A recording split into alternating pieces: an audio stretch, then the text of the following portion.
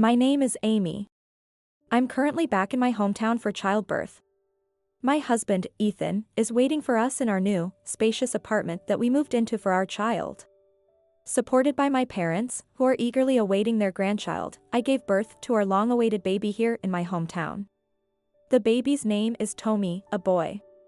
When I told Ethan about Tommy's birth, he replied, "Congratulations on the birth. Why don't you take it easy for a while?" His message felt a bit indifferent to me. It's his son that has been born. I think he could show a bit more concern. However, Ethan quickly ended our message exchange without even expressing a desire to see photos of his child. Assuming he must be busy with work, I decided not to ask any further. Now that my stay at my parents' for childbirth is over, I plan to return to the apartment where Ethan is waiting, a few weeks after giving birth. Not wanting to use public transportation like trains, my father agreed to drive me to the apartment.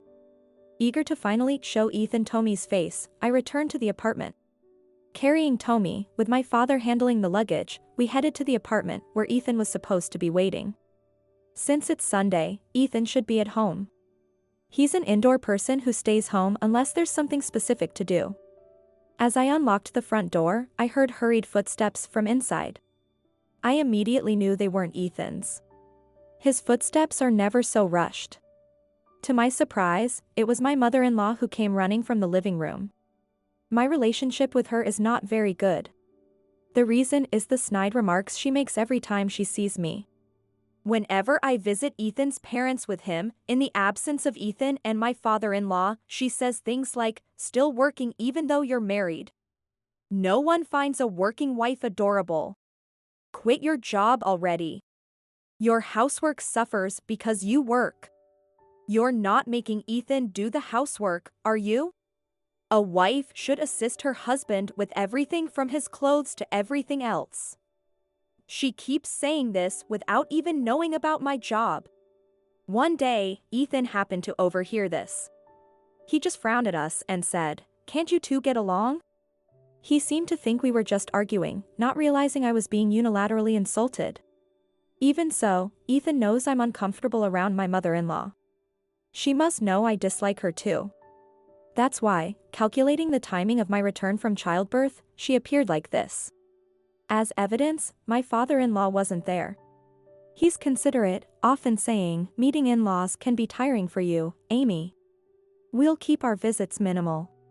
If he were here, he would just see his grandchild and leave. But without my father-in-law, the peacemaker, the situation changes. My mother-in-law immediately compared me with Tommy in my arms and scoffed. "I thought I'd never see a grandchild in my lifetime since you've always been working. Have you been with another man and had his child?" I was shocked. Her first remark was so offensive. My father, holding the luggage nearby, hadn't entered yet, so it must have looked like I returned alone. She felt free to say whatever she wanted, thinking we were alone. "How can you say that? This child is truly Ethan's and mine." "Oh really? To put it mildly, you're not exactly beautiful. You're stubborn about working even after marriage, which isn't cute at all. I can't believe Ethan would have a child with such an unattractive wife." "Then why don't you ask Ethan directly? I'm sure he'll tell you." "No, dear, I'm asking you. Whose child is that?" I sighed involuntarily. I didn't know how to deal with such an ignorant mother-in-law. If this continues, she might even insult my newborn child. I think it's best to send her home quickly. "Excuse me, I'm tired from giving birth. Could you please come back another day if you want to see your grandchild? Preferably with father-in-law, if possible." "Huh? What are you saying? My place is here." "Huh?" I frowned, wondering what she was talking about. She stood proudly, chest puffed out. "I've decided to live in this high-rise apartment. Trying to kick me out is futile. In fact, I am the main occupant of this apartment. If you defy me, it's you who will be thrown out." I sighed again. Her reasoning was so absurd that I started to doubt if she was really a mature adult. This apartment was originally where Ethan and I lived. "You're not paying for it, so claiming to be the main occupant is ridiculous. But she remained defiant. Ethan is the head of this household, right? Since he let me stay here, it's as if he handed over control of the apartment to me. Do you really believe that logic makes sense? The breadwinner of this house is Ethan, so his mother, me, is even more important. A daughter-in-law and her child are lower in rank. She laughed loudly, as if she had won the argument, looking at me with disdain. There's no room for you here. If you're staying, maybe I'll rent out the closet for $1,000 a month. Then, I'll leave, I declared and looked at my father standing next to me. Dad, can I go back to our house? Having listened to the whole exchange, my father nodded firmly. My mother-in-law, who seemed unaware that someone else was present, looked stunned. However, the presence of my father alone wasn't enough to diminish her arrogance. A wife returning to her parents' house in shame. That's why useless wife is no good. Get rid of that baby whose father is unknown right away. My father calmly spoke up against her loud laughter. I'll be reporting this to your husband. With that, he picked up the luggage and headed back to the parking lot. My mother-in-law, still not fully grasping the situation, mocked us from the open door. What's it to me if you tell my husband? He'll never sympathize with a failed family like yours. He'll probably tell you to stay away from our house. He's the president of a company, living in a completely different world from your unclear job family. Flee with your tails between your legs. She seemed delighted that I was leaving, laughing loudly enough to be heard in the parking lot. I wish she would stop, it's disturbing the neighbors. My father and I sighed together as we got into the car. I knew you weren't getting along with your mother-in-law, but I never imagined her personality to be that terrible. Right? She pretends to be nice in front of Ethan and father-in-law. I thought no one would believe me, so I only told you and Mom, but it was worse than you imagined, right? Yes, it was. My father drove us back to our home. Next to my father, who was driving, I contacted my mother. My mother was worried and told me, take care and come back safely. Wasn't Ethan there? Does he agree with his mother's thinking? I shook my head to my father's question, indicating I didn't know. For the time being, I decided to contact Ethan. Then, before I could call him, Ethan called me. He immediately started speaking anxiously. I heard you came back, but where did you go? I'm going back to my parents' house. What? Ethan, you weren't in the apartment just now. Where were you? I was out shopping for Mom. She asked me to buy steak for a fancy meal today. I think I sent you a message before coming back, about when I'd arrive at the apartment. I think you even read it. Why did you prioritize shopping? Well, it was a request from Mom, so... Then you could have told me you were going shopping, right? Why didn't you contact me until now? Ethan was at a loss for words at my question. He always does this. He doesn't want to get involved in disputes, so he never takes sides. He doesn't support me, nor does he support his mother. This time, he chose to listen to his mother who was present and neglected me. Maybe he thought I wouldn't get as upset as his mother? I'm not someone who stays silent when insulted to this extent. I let out a heavy sigh. Do you even know what your mother said to me? What? You told Mom to leave, right? She came to help with the housework out of kindness while you were away. It was your mother who said to leave. Moreover, she said Tommy wasn't your child, there's no room for me so I could only stay in the closet for $1,000 a month, among other terrible things. An adult wouldn't say such awful things. Aren't you exaggerating? My father was there too, so both he and I heard all of your mother's insults. Yet, you believe her over us? That's not what I meant. So, what then? Will you take my side and kick your mother out of the apartment? Ethan fell silent at my firm stance. He no longer denied my testimony, but he also didn't intend to kick out his mother. He didn't grasp the situation even though his mother accused his child of being someone else's.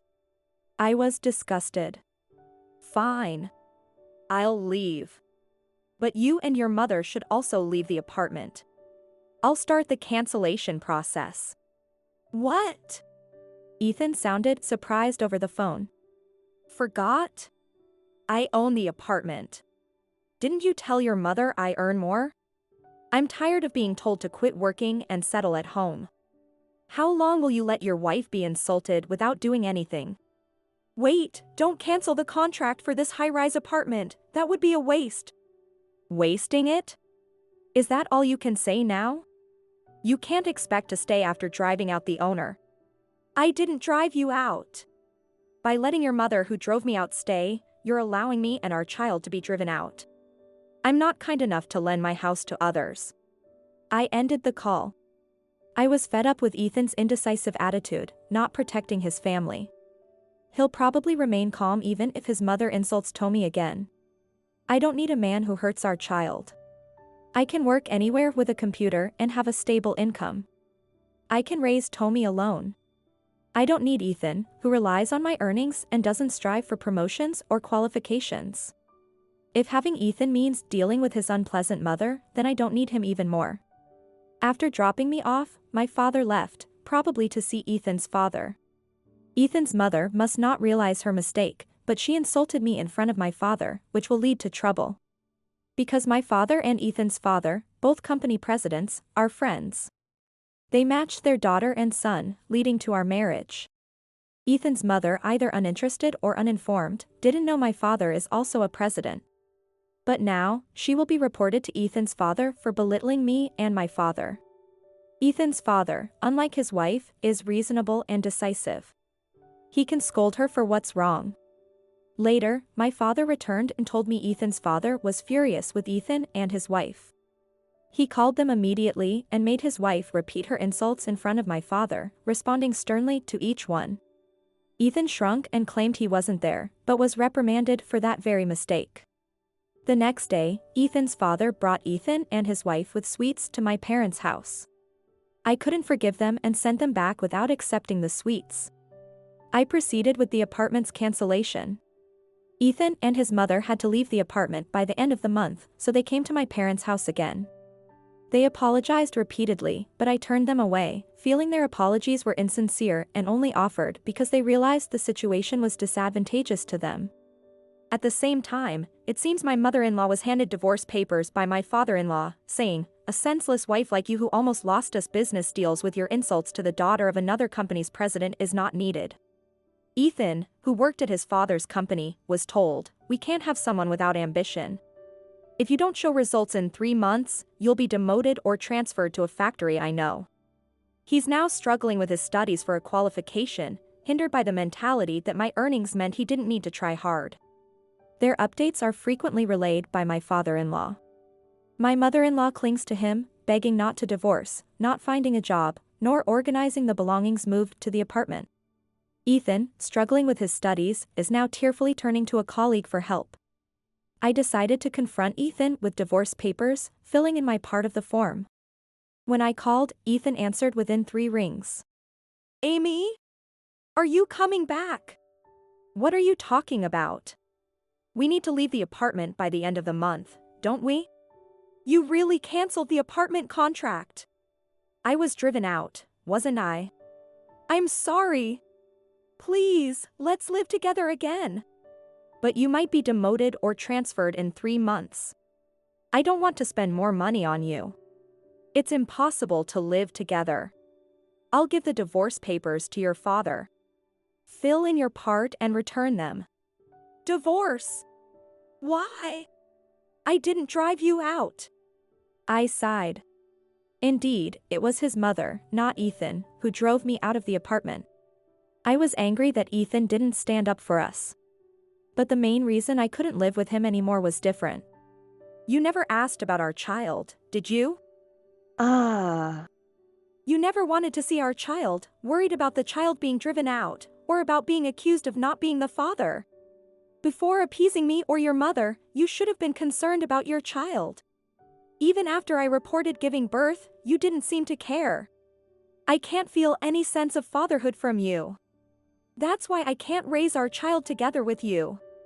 So, we can't get back together. I ended the call swiftly. I don't need a father who never cares about his child. I handed the divorce papers to my father-in-law as planned. After Ethan completed his part, my father-in-law passed them back to me, and I immediately submitted them to the city office. Eventually, my mother-in-law was divorced and ended up moving between relatives' homes, and Ethan was demoted and transferred to a rural area. I am now, supported by my parents and others, showering Tommy with all my love.